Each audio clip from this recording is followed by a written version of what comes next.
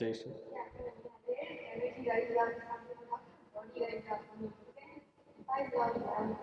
See, now I'm levitating. See? How could it happen? Is it what you're asking, or is it possible? Is it possible?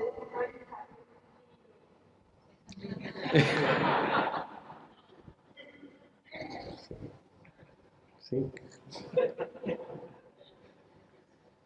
Is it possible? It is possible. How does it happen? There are many ways, or there are certain ways through which you can become less and less available to gravity. There are certain practices, certain kriyas through which you become less available to gravity. Because of this, one may levitate, it's possible. Or when your kundalini raises with tremendous force, one may not levitate, but you can see one's body just taking off by itself and landing. It doesn't stay there, but it takes off and lands, takes off and lands. If you make a little effort, without any effort it's happening, but if you make a little effort, with little effort, when the energy is high, it happens. You must have heard of… you heard of Mayamma? The lady saint in Tamil Nadu, Mayamma, you heard of her? Nobody knew where she came from, but it looked like her features said that she must have been a Nepali. But she never spoke. She was in Kanyakumari, the very tip of southern India. Her friends were always dogs. She had a whole band of dogs behind her. She was so involved with these dogs that she would steal food from hotels. You know, in the small hotels they keep all these vada and other things. She'll just go grab it and put it for her dogs.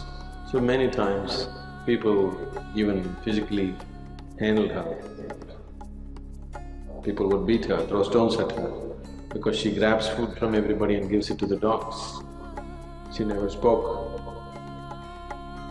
Then people found certain times when people went and watched her, she would be just floating on the waves of the ocean.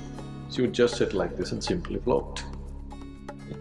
So because of that, people stopped bothering her. They would protect their food, of course, but they wouldn't abuse her physically in any way because they saw her floating on the ocean. There are many ways you can make yourself less available to gravity. Can I do it? I want to walk on the planet. I have no intention of floating. Certain people who follow the path of Hatha Yoga usually do these feats. It is of no life significance.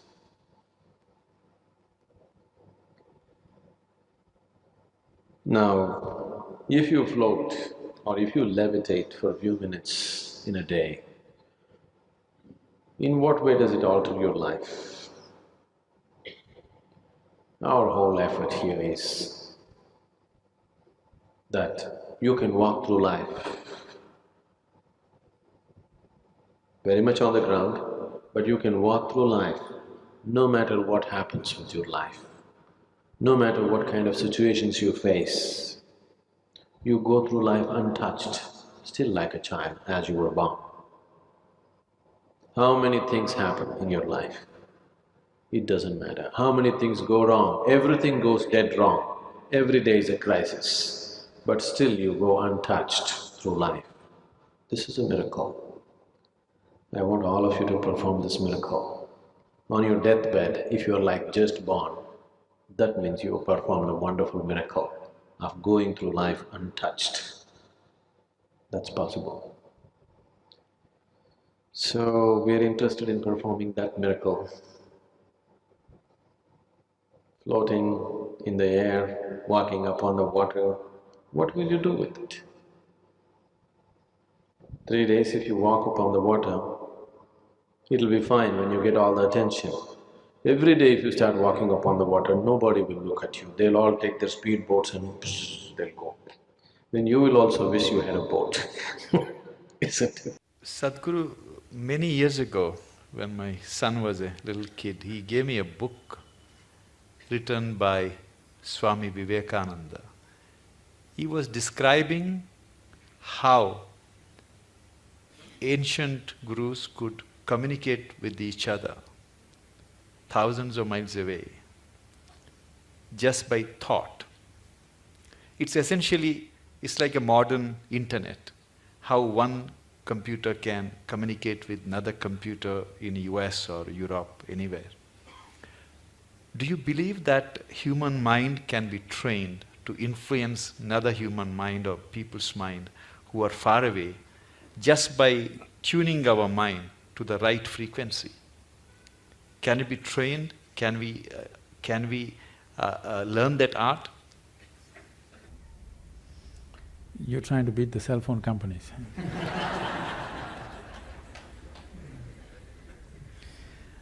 It's not just about the mind. See, when we say mind, the English word mind is only generally referring to only the thought process. Thought process is the most surface element of your mind. I think because of European thought, we have given too much significance to the thought. In the yogic science, we do not attach any importance to what you're thinking about or feeling right now, because what can you think? Only the data that you have collected, you're recycling it. It's of no great consequence. Whatever is on the surface of your mind keeps rolling, that is not of any consequence. What you're thinking and feeling right now is very surface of mind. There are deeper dimensions of the mind. In Sanskrit language, there are many words to describe the different states of mind. But now there is one aspect of the mind, for lack of time and stuff, I'll leave those things. There is one aspect of the mind which we refer to as Chitta. Chitta is the innermost core of the mind, which is your connection with what we are referring to as consciousness. If your Chitta becomes conscious, if your Chitta acquires a certain level of conscious control, if you acquire, now you have access to your consciousness. What we are referring to as consciousness is that dimension which is neither physical, nor is it electrical, nor is it electromagnetic. It is a quantum leap from physical to non-physical dimension.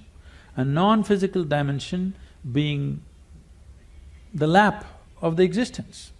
It is the non-physical in whose lap the physical is happening. Physical is a small happening. In this cosmos, not even 2% or not even 1% is physical, rest is non-physical. This non-physical dimension, in the yogic terminology, we use a specific sound which is connected with that dimension. Today it's all very highly distorted. We call this Shiva. That means that which is not. When we say Shiva, we are not referring to some man sitting up there. We are talking about a dimension which is not, but it is in the lap of this dimension, everything that is happens. So if your Chitta becomes even mildly conscious, your ability to not only communicate an idea or a thought, even to deliver something is possible. Physically deliver something is possible. So, is it a possibility? Definitely it is. Right now, can we teach it to all these people? In theory, yes. But are they willing to work towards it? That's a question mark. One big problem is, our education systems are such, we have glorified our thought to such a place. First, to bring that down itself will take time. To make them understand the stupidity of their thought, it will take a whole lot of time. Because everybody thinks they're smart, but actually the smartest thing about most people is their phone.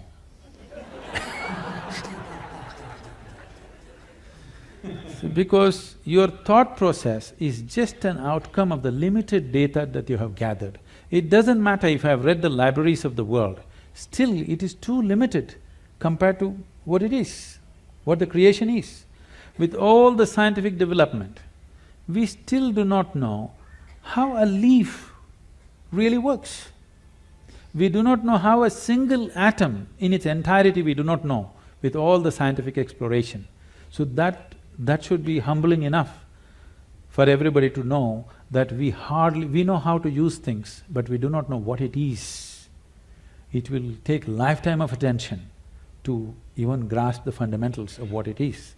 So if people are willing to first of all understand, like the whims of their heart you just dismissed as dumb, okay? If they also understand the so-called smartness of their thought process and emotion is quite dumb, now it becomes easy.